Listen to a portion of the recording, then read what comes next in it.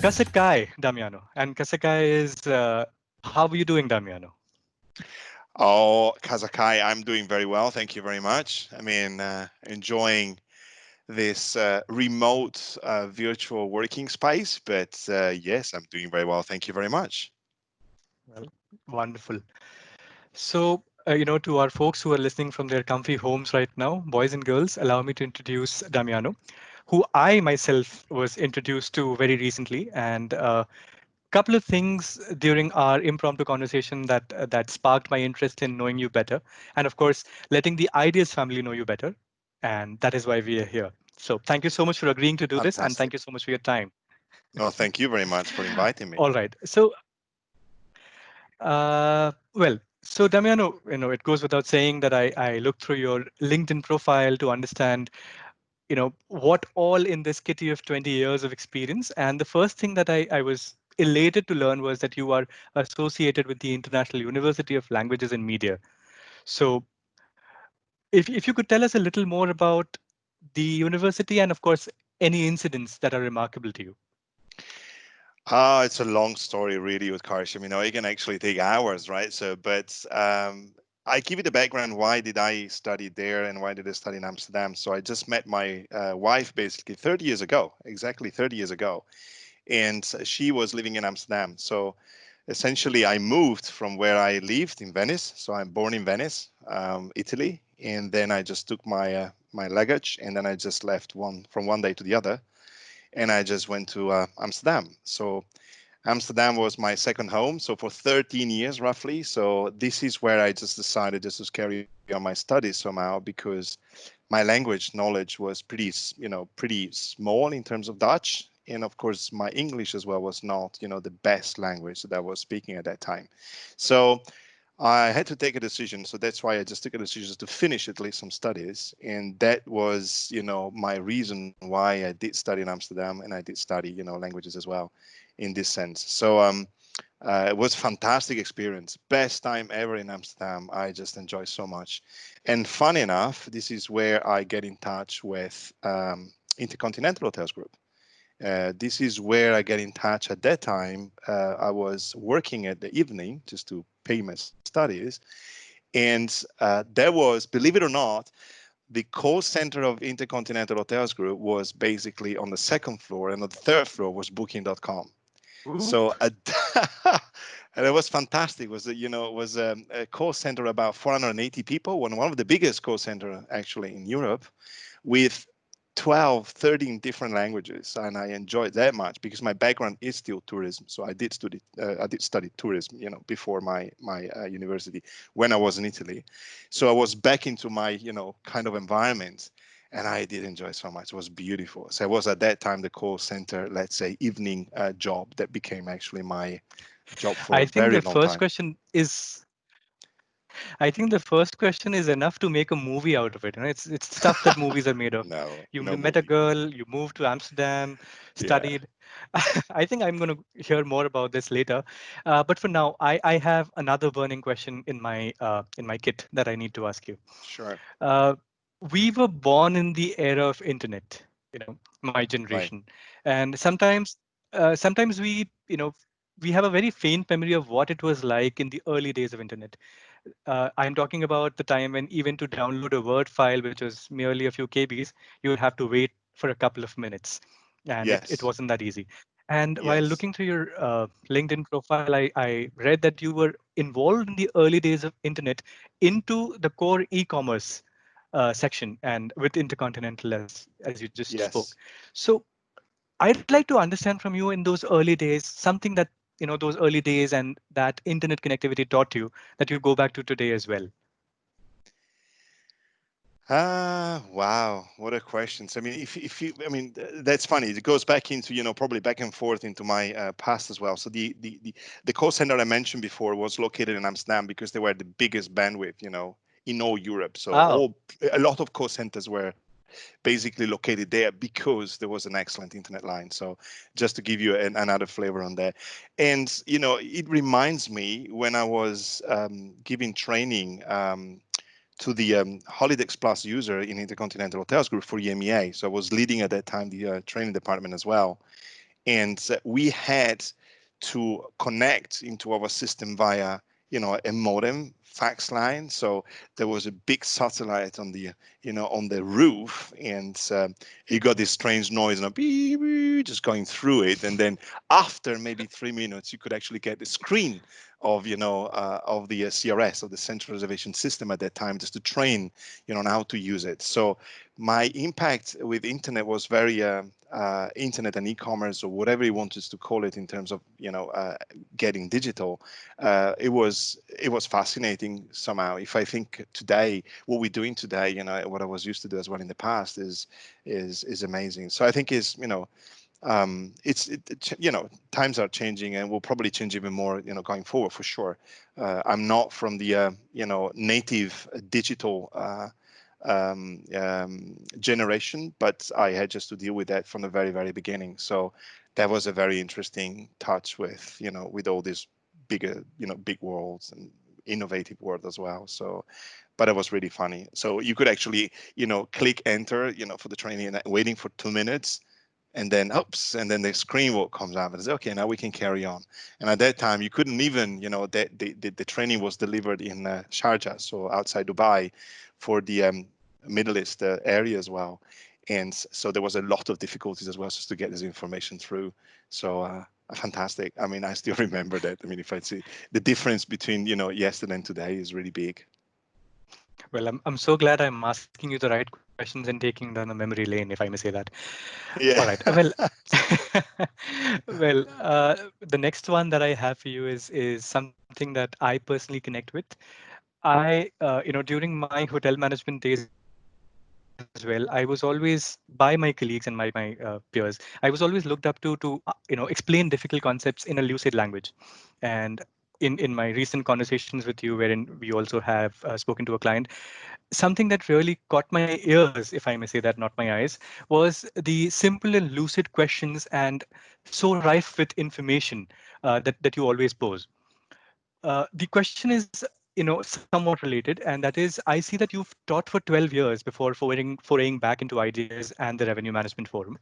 So teaching versus a regular job, or teaching versus what you're doing right now. Why the switch, and what gives you more pleasure? Let's start from the beginning. And the beginning is that I've always been passionate um, by kind of developing, or just having people understanding complex situations. So it's always been kind of in deep in my heart. So that's why it really took me in the whole career somehow. A big chunk of my time is also spending developing teams, or looking at people, or helping, supporting people in a in a very genuine way. So when you say what we done, and I just said before, I mean, I never met you before, and then suddenly in 2 weeks' time I see you for the third time. So which is great, Utkarsh. Is a great pleasure.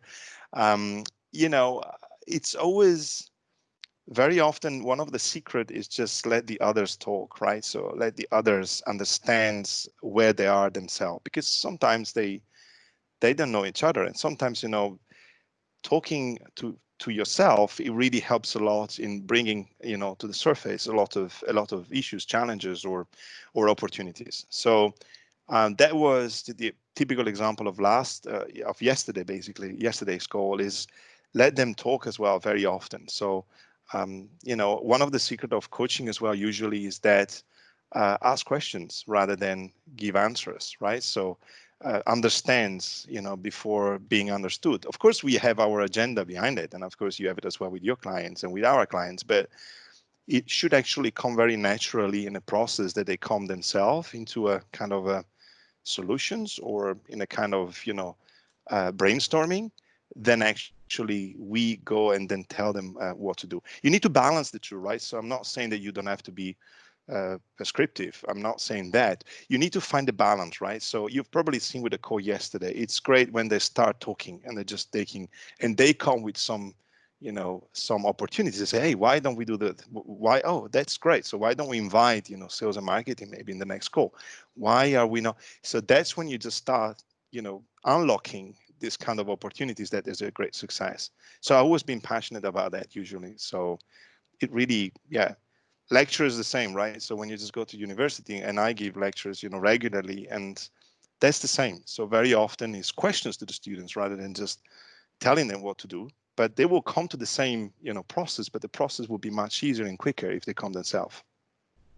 All right. Well, this sparks another question in my head, which I wasn't prepared for. But then, if I don't sound Please correct, go please ahead. excuse me.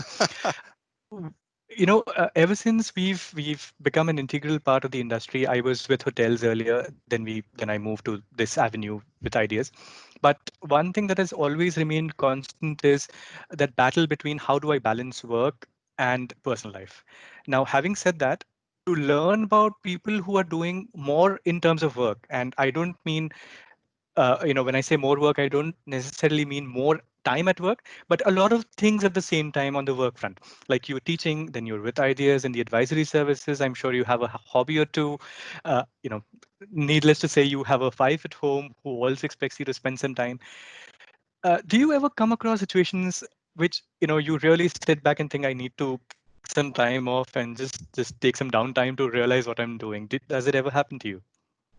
Oh, it happens constantly, right? So it would be surprising if you don't have this kind of questions, right? So um I mean that we took kids as well now. It's like, yeah, of course it really comes down every day, such a question to yourself, right? But if you do what you like, right? So as well in your professional life, I think the two elements, it's really combined very well. So that's the probably the first question you need to ask yourself, and ask myself, am I enjoying what I'm doing? And as long as you enjoy what you're doing, it's great. You can really combine and find the balance that you just need, family, private life, professional life. And when you combine as well what you learn into your private life as well is great. So we just went through the change management course accreditation for the advisory team. So we try to give a structure to what we already do. Somehow we change hotels, because when they move from a very manual environment into a automated environment, there are so many elements that plays a big role in terms of how do you restructure yourself, how do you think differently, how do you set up yourself differently, making sure that you just take advantage of your systems. I mean, this is one thing. So when we just talk about change management, this is for everything. It's just for the automated system, but it's for COVID-19 as well. It's for what you're experiencing yourself in a change environment. So when you combine these two, I find that it's always been a pleasure, spending time in work and combined with your private life. So this question is every day. So if you wouldn't have that question, then I would probably urge you to ask yourself what you ask me, and just find yourself an answer for yourself. So I can turn the questions to you too, Otkar. So Yeah, well, so we turn the role yeah, well, we turn I the roles ask now. myself Watch out, this. we can turn around the roles now. Thank you so much for that. All right. Well, since you mentioned COVID-19, I had a brewing question in my head, boiling question, if I may say that.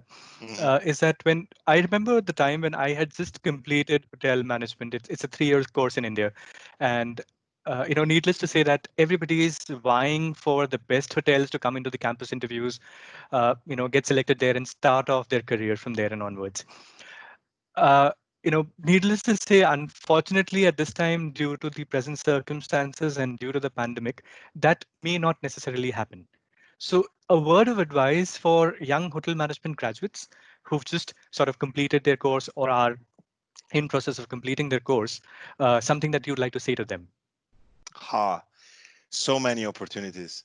Go for that. I mean, it's the best. I can see it as one of the best times just to change, and just make sure that you just bring some innovation into the industry. The industry needs innovations. You all know the hospitality, and I'm in the industry for about 20 years now, so I've seen a bit of everything, right? Just going through it.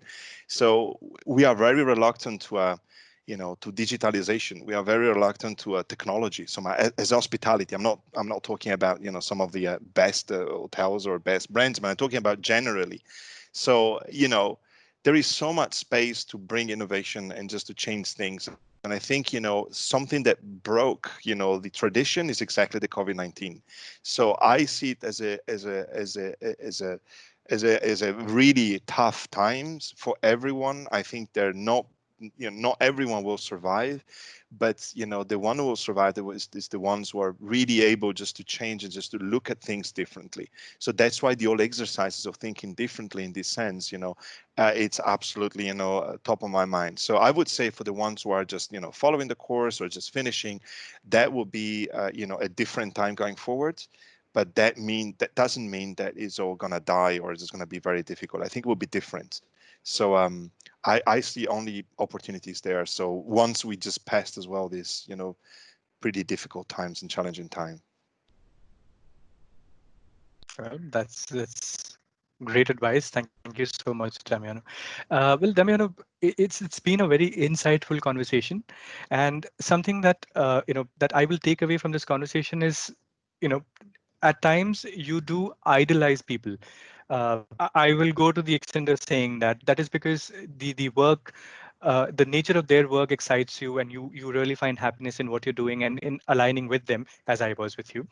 And the thing that you just said about constantly asking you this question about what am I doing and where do I need to head ahead, that humanizes the whole thing a lot. And I think I'm going to take this back and forgive myself to be a little lost during the day at times, not knowing where I'm headed, but then yes, find out that slow and steady. And of course, this has been a great piece of advice. Likewise, I'd Great. like to conclude this interview with one message for our ideas family that you would like to give. Wow, only one. It's I should actually go with 10, messages You or can take your time. The stage is all yours. oh gosh. I mean, for all ideas. I mean, for all ideas, people, right? So that's the message you would like it to give. Indeed. Indeed. I think we'll go back into that and then really enjoy what you do. I mean, I think the message is make sure you enjoy what you do and keep your eyes open as well to be innovative and to think differently. I think that's a message that is applicable everywhere, but especially today. So we are honored and privileged, and I just put myself as first person because I joined Ideas only last year, right? So as you might know, I joined as the head of advisory service EMEA. Then I took over the global from January this year, so it's pretty new and fresh to me. But it really gives me the opportunity to look at things differently somehow, or in a fresh way, or just try to try to see where is the missing gaps, or what can actually we add on that. So I think the message is think about every time what can I add on top of, what can I just how can I enjoy what I'm doing and adding something new, something innovative. It is really needed for all of us and as well for the company too. Yeah, well, So that's really my message. great message. Thank you, Damiano. I think this is one piece of advice that you know way back going into L&D department of our hotel, and they would just tell you that just go out there and experience it. There's something new that you learn every day, and on days that you don't, come back to something that you've learned already and try and brush it up. Yeah, I was thinking, hospitality as such. I mean, even though we are on the software side, but the hospitality as such is a fantastic word for that because it's really a combination of everything. So you've probably seen as well from the call that we had yesterday, you can actually expand, your call to and your discussion to many other things. So it starts from somewhere, right? Because we need all these elements together, but it might start from a technical point, but it can actually go out into a much more interesting discussion around in this case around strategies or around future and around, I mean, don't forget people are willing to get supported, right? So and as I said before, it's not going down with a one solution or a solution. Very often is finding the solution as well in a way that it's suitable for all of us. So I would just send that message again. It's like enjoy what you do and think about how can you expand what you're just doing and just making sure that you just support your clients and our clients and ourselves as well. well, thank you so much for that. I think the biggest takeaway here has been keeping it simple and keeping it lucid. Thank you Yeah. so much for that. And I shall connect with you soon again.